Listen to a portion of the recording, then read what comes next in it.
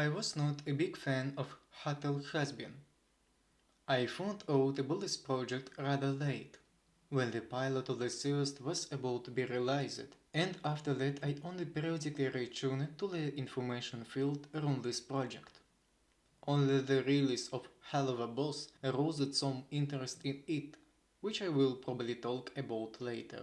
Welcome to the buzzing channel Ведьминская Шапочка. You can call me Lodi, and this is my opinion after watching the first season of Hazbin Hotel. It is an American animated series musical in the black dramatic fantasy comedy genre by A24 Studios and written by Vivian Vivzipop Medrano, also known for creating the web series Hell of a Boss and the comics Zoophobia. The world of the series is myth-punk based on the Abrahamic religions. The setting hell is hell based on Christian demonology, divided into several cycles under each mortal sin. Actually, the cycle of the pride is a place where sinners get to, who will have to live in an anarcho-capitalist society, where the institution of the state is almost non-existent, and power and stability here is provided by corporations, powerful and no sinners. The main character in the show is the positive demoness Charlotte Charlie Morningstar, daughter of Lucifer Morningstar and Lilith, the actual ruler and former ruler of Hell, voiced by American actress Erika Leigh Henningser, who also played the role of Katie Heron in the Tony Award-nominated musical Mean Girls. The Princess of Hell wishes to create a place where sinners can be rehabilitated and enter heaven at the Ritos. Her motivation isn't just from infallibility, it's pretty impressive. Once a year, heaven sends out a squad to genocide the sinners so that the resettlement of the region doesn't happen. The mass murder of her subjects is the motivation for the girl to act as well.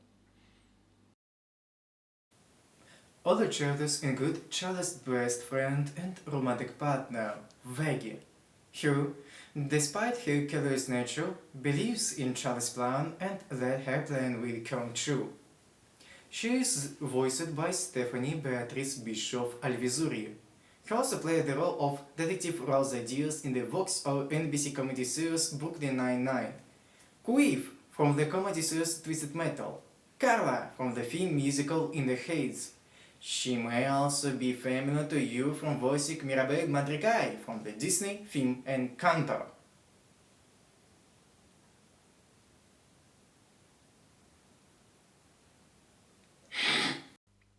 Other chapters include the residents of the hotel and the first sinners ready to be reformed, homoerotic porn actor with the tragic fate Anthony Angel Dust, voiced by Blake Roman, and Sir Pentius, voiced by American actor and singer Alexander Michael Brightman, who also played Devil Finn in the musical adaptation of School of Rock and the title chapter in Beetlejuice the Musical. For both roles, the actor won the Tony Award for Best Musical Actor. The actor also voiced by Robo Fizz and Fizzaroli in the spin-off Hell of a Boss. One of the highlights of the show is Alastor, the radio demon, voiced by Amir Talai. The sinners wishes to help Charlie so he can enjoy watching the business collapse. He also brought the hotel staff with him. The bartender Husk, voiced by Kate David Williams, an American actor known for his deep voice. And the maid Nifty, voiced by American actress Kimiko Glenn, who also too many roles to list, but you may know her for voicing L14512B's Penny Parker in the Miles Morales trilogy. Personally, I know her as the voice of Azor in Voltron Legendary Defender and Lena Sabrin in DuckTales. The main antagonists of the show's fifth season are the exterminating angels themselves, known as the Exorcists. These are the first man Adam, the leader of the Exorcist, voiced by the same Alexander Michael Brightman, as well as his partner Lut, who has the voice of Jessica Vosk.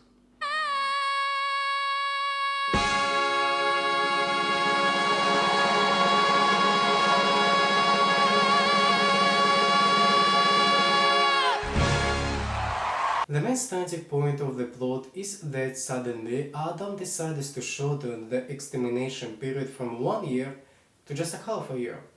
By stating such as a dramatic issue, he simply leaves the protagonists in front of the fact that a new genocide awaits them very soon, and then the chapters decide how to get Heaven's approval much faster. In terms of plot, I don't really know what I can price. It's a regular plot without any special features with standard plot twists and an equally standard final battle at the end. Of the chapters, three of them really stand out: Alastor, Serpentus, and Angel Dust. I have some plot development of their own, from which there is somewhere to move them. The same Veggie somehow doesn't remember Heavens as her old home at all, and there are oddities such as a musical battle between Lucifer and Alastor, the latter refers to Charlie as his daughter. Otherwise, the plot only wants to be criticized for its speed, which makes it hard to get into the world, the story and the chapters. 6 months pass like a week, although it would have been possible either to increase the number of episodes or to divide the plot of the season into two, so that there would have been an opportunity to add filler episodes, in which there would have been more interaction of chapters with each other and with the world. The pieces of the series I really want to highlight are the music. As a musical, the series had to have musical scenes that complement or enhance the plot and characters, and they do a great job. Of these unnecessary musical scenes, I can only think of Ode for Love, which doesn't have any dramatic significance. Otherwise, all the music here is varied, enjoyable, and sticks in your head, making you want to listen to it over and over again while you are away from the series.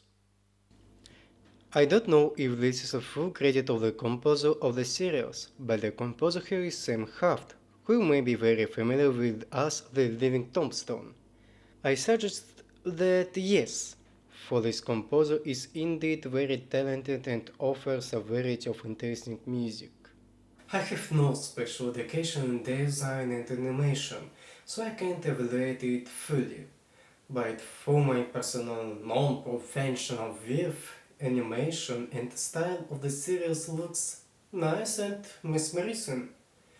The light palette gives the picture a unified and blended look, although I would have liked some variety between the different regions of the cycle of pride. In the show manages as a musical, it falls as a comedy. The only joke I laughed within the entire show is the one about Serpentus trying to flirt with Cherry Bomb due to its clever premise. The jokes in this